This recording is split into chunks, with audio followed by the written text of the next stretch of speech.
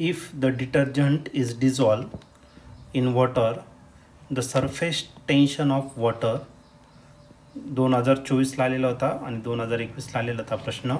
त्याचा A option आहे increases, बी option आहे डिक्रीजेस, सी ऑप्शन आहे रिमेन्स कॉन्स्टंट आणि डी ऑप्शन आहे बिकम्स 0. तर आता या 4 ऑप्शनपैकी या क्वेश्चनचा करेक्ट आन्सर काय असलं पाहिजे तर आपण याला सॉल्व करूया, मग डिसाईड करूया.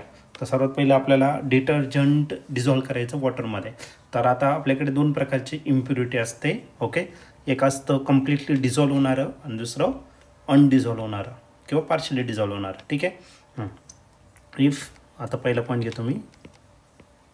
If impurity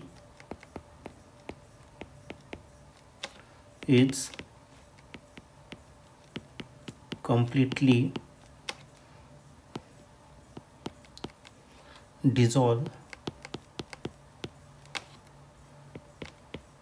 in water, then surface tension of water increases. Surface tension of water increases.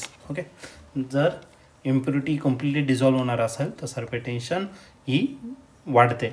आता if impurity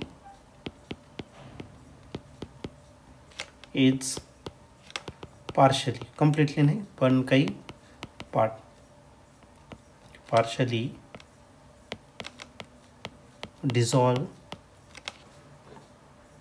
in water,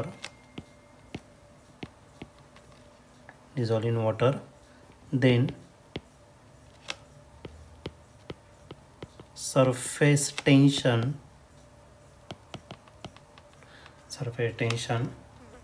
of water is decreases. Okay, तर या केसमध्ये आपल्याला जे डिटर्जंट दिलेलं आहे, ओके, तर हे डिटर्जंट पार्शली डिझॉल्व होतं, कम्प्लिटली डिझॉल्व होत नाही. त्याच्या जागी तुम्ही मीठ घेतलं किंवा साखर घेतलं, हे काय होतं, कम्प्लिटली डिझॉल्व होतं. अशा केसमध्ये सरफेस टेन्शन वाढतं. पण आता ही डिटर्जंट त्याच्यात डिझॉल्व केलं आहे म्हणून सरफेस टेन्शन डिक्रीज होणार आहे. Okay, partially. म्हणून याचं जे ऑप्शन आहे तर ऑप्शन नंबर बी या ठिकाणी करेक्टली मॅच होतो आहे. म्हणून या क्वेश्चनचं करेक्ट आन्सर ऑप्शन बी असणार.